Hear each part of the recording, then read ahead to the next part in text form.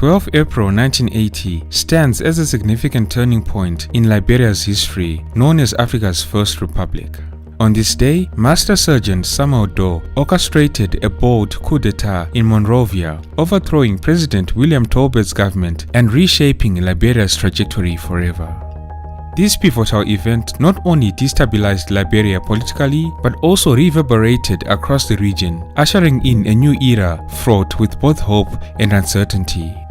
In this episode of African Biographics, we explore the circumstances that paved the way for this momentous occasion in Liberia as well as the aftermath.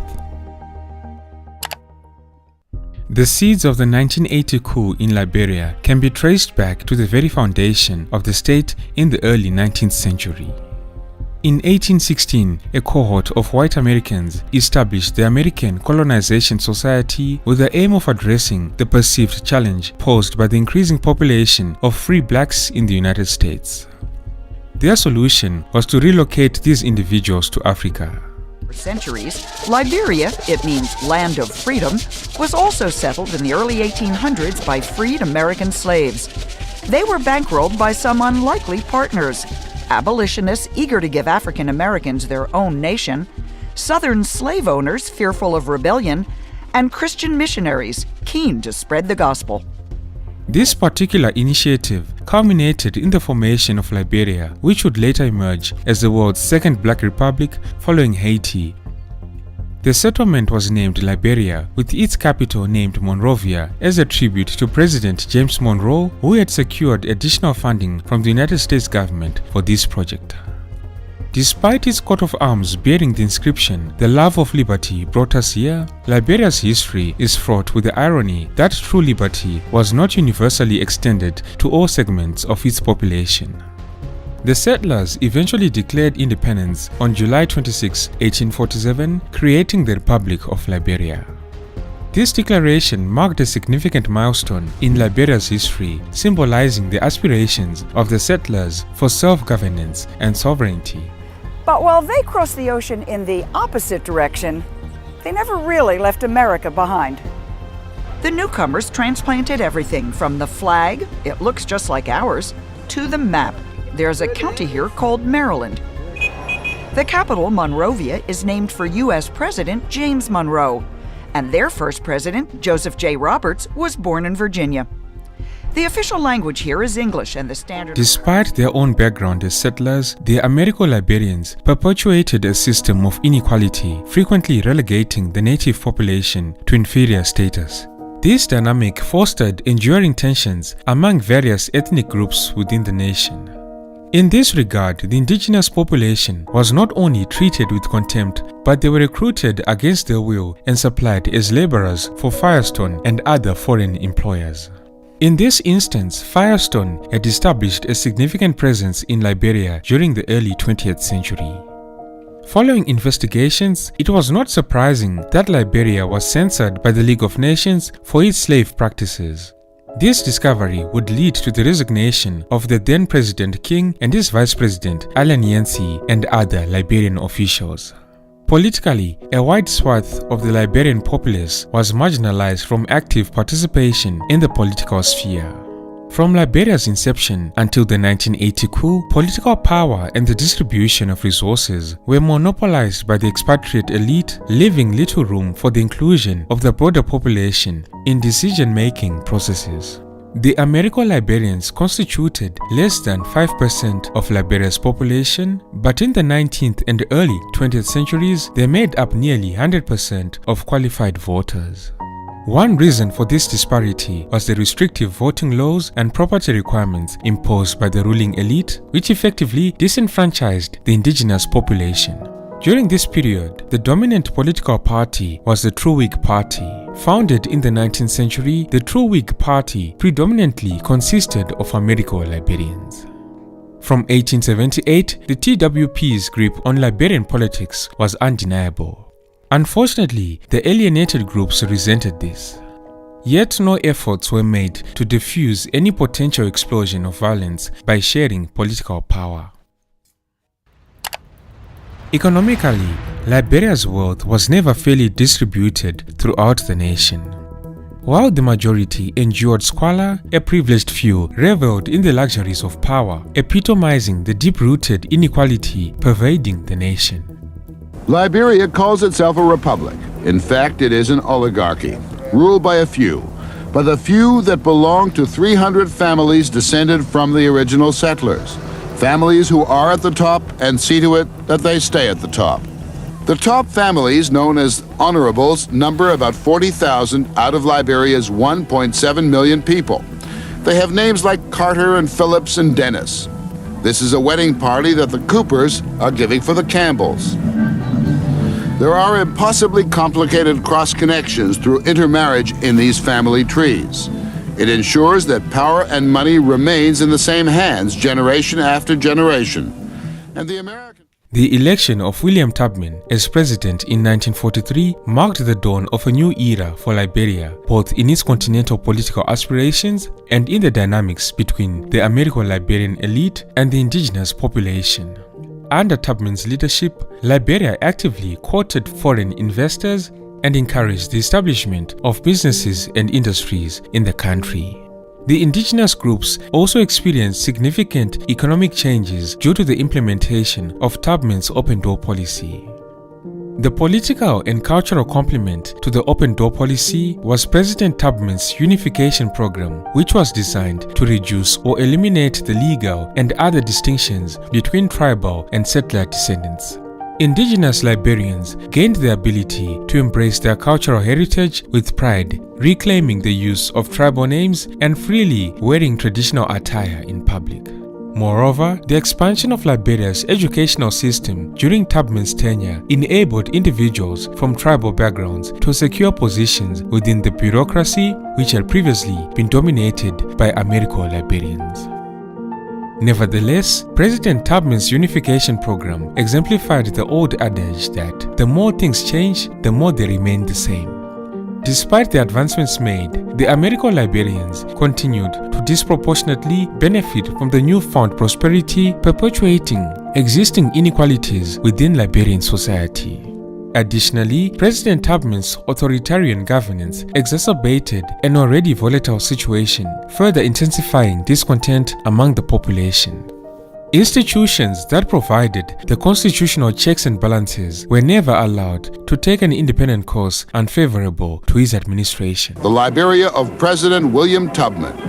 He ran things as an elected dictator for 27 years. It had the look of 19th century America in blackface. Tubman insisted on things like silk hats and frock coats. Everyone, diplomats included, sweated it out in the West African heat.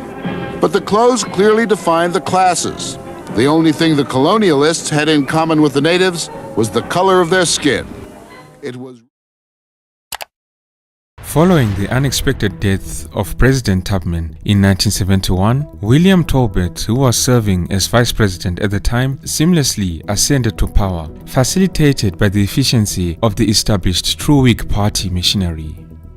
William Tolbert, the last in the line of Americo-Liberian presidents before the 1980 coup, was the grandson of freed slave from South Carolina.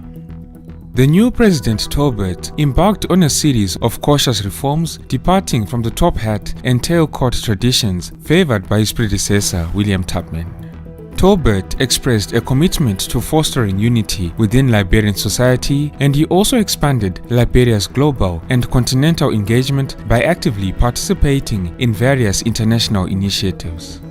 Initiatives were undertaken to promote freedom of the press, speech and association, marking a departure from previous restrictions.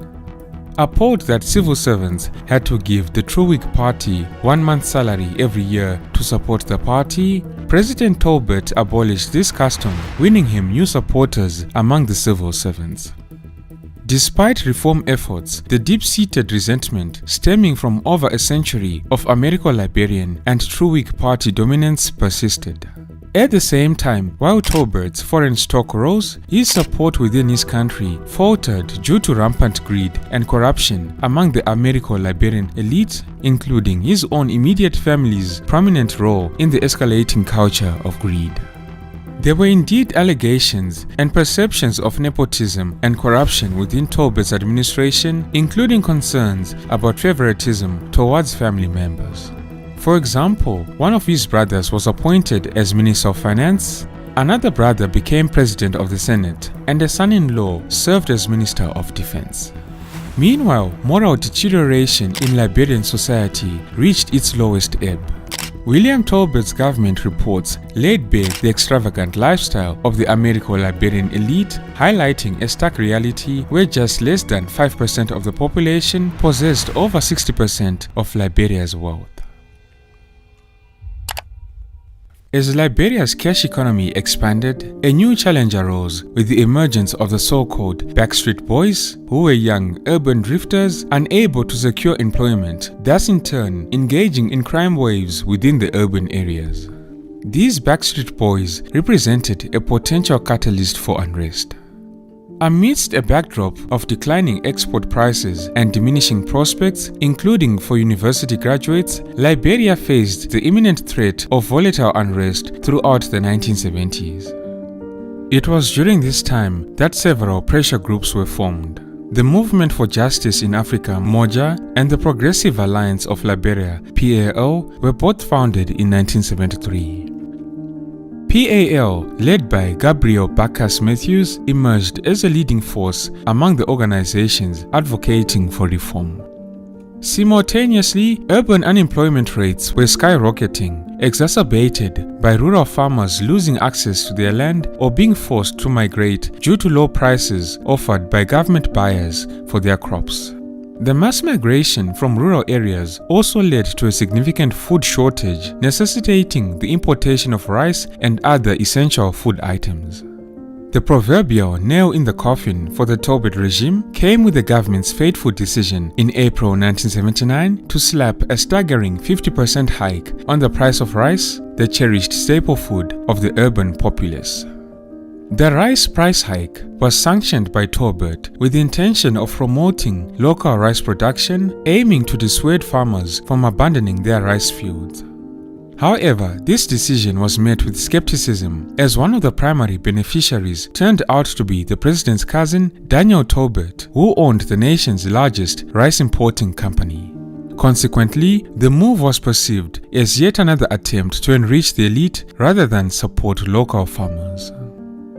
In this regard, the populace pushed back against this decision. PAL leaders organized a nationwide peaceful demonstration in Monrovia, which attracted an estimated 10,000 Backstreet Boys to join PAL's 2,000 activists.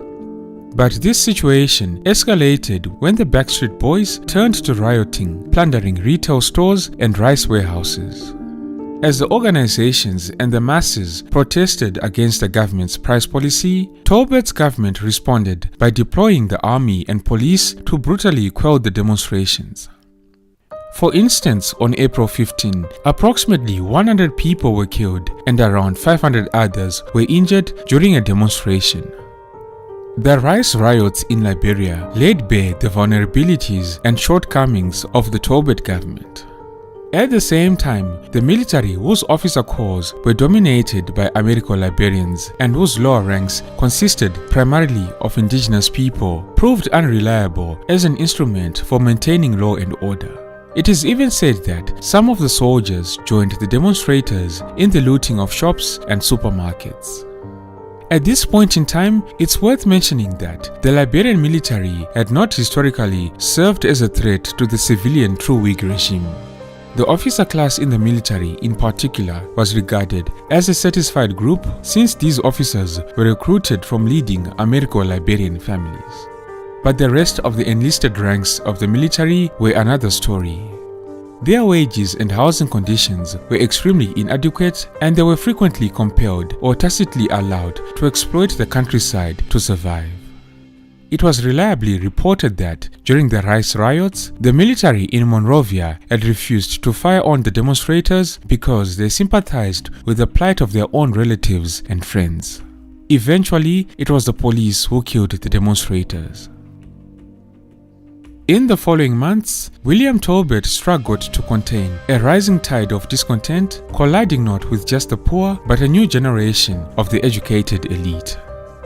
In January 1980, the PAL was allowed to officially register as an opposition party under the name the People's Progressive Party, the PPP. In March of 1980, the PPP, with backing from elements within the Liberian Armed Forces, launched a general strike and called for President Tolbert's removal.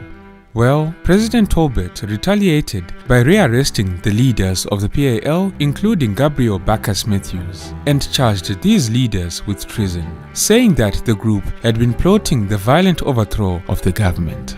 The climax of this situation in Liberia and of President Tolbert's political problems was the coup of April 12, 1980. On this day, still in the early morning hours, a group of 17 soldiers in the Liberian Armed Forces attacked the executive mansion, quickly overrunning President Tolbert's security forces and seizing and brutally killing the president. According to one source, the president's wife, Victoria Tolbert, was taken prisoner, and the soldiers soon moved to free the PPP leaders who joined them at the mansion. One of the key leaders in this uprising was none other than Samuel Kenyon Doe, who was a relatively obscure individual at the time. Samuel Doe, then a 28-year-old member of the Kran tribe from Grand Gede County, hailed from a region along the southeastern border adjacent to Côte d'Ivoire. Doe, a career military man who had previously expressed little interest in politics, had recently been elevated to the rank of Master Sergeant. Young, lacking formal education, and ill-equipped for the responsibilities thrust upon him, Samuel Doe found himself thrust into a position of leadership almost impulsively and primarily due to circumstance. In the aftermath of a single violent night, he had emerged as the new leader of Liberia. Upon taking power, he and his comrades declared the establishment of the People's Redemption Council, asserting that they had taken over the reins of government due to widespread corruption and the government's persistent failure to address the needs of the Liberian people, leaving these members of the military with no recourse. At the same time, Samuel Doe reassured the public that the situation was under control. A number of junior officers, primarily captains and lieutenants, along with a few non-commissioned officers, were appointed to lead various government agencies. Now, in the morning following the coup, there were reports of widespread jubilation and celebration among segments of the Liberian population. Many people took to the streets, singing and dancing to mark the overthrow of the government and the beginning of a new era under Samuel Doe's leadership. Immediately thereafter, Samuel Doe installed himself as head of state and again went on the radio to announce the formation of a new 15-member cabinet made up of both soldiers and some civilians, including Gabriel Bacchus Matthews as the new foreign minister. Master Sergeant Samuel Doe additionally declared that nearly 100 members of the Tolbert administration had been apprehended and confined in military detention facilities pending trial. Following the coup, Samuel Doe's own military rank was elevated to general. The now General Samuel Doe pledged to usher in a new era characterized by greater transparency and fairness, free from discrimination based on lineage or social standing. However, amidst this tumultuous atmosphere of those initial days, Samuel Doe's confidence waned. He became apprehensive, particularly of a select group of influential and affluent individuals whom he feared harbored ambitions of staging a counter-coup if left unchecked. It was in this atmosphere that on 17 April, proceedings began against the first group of 14 prisoners. During these proceedings, the prisoners denied charges of treason and were not allowed defense counsels, nor could they produce evidence in their own defense. It was in this context that the events of 22 April 1980 occurred. The military tribunal tried 13 government officials of the Tolbert regime. All of them were found guilty and condemned to death by a firing squad. A public execution was to be staged on the beachfront of Monrovia, Liberia's capital city.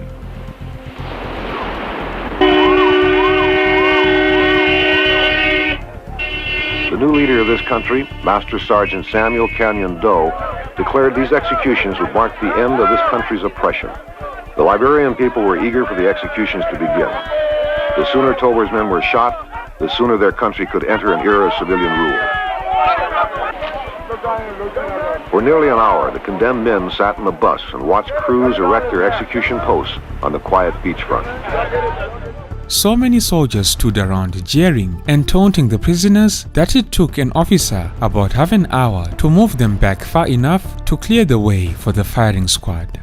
These men died tied to the posts with their backs to the Atlantic shore on which their 19th century forebears first set foot. Only 4 ministers from the Tobert government were spared, and Ellen Johnson Sirleaf, the future leader of Liberia, was one of them. Similar to other coup leaders, Samuel Doe made sweeping promises to address corruption, oppression, and economic inequality and to restore civilian rule in Liberia.